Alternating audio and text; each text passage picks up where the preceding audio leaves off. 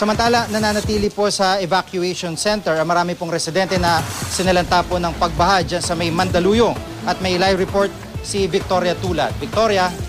Gigi, mahigit 1,000 katao nga ang nasa evacuation center sa Mandaluyong Elementary School matapos maglampas tao ang baha sa lungsod kahapon.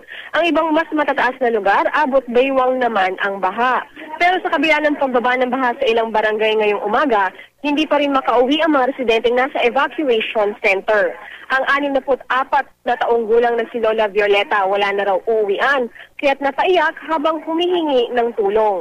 Si Lourdes naman na nakalikas kasama ang 6 na buwang gulang na apo. Magtsatsaga raw muna sa gym ng paaralan. Pero ang iba wala raw balak iwan ang binahang bahay kahit paabot leeg na ang tubig.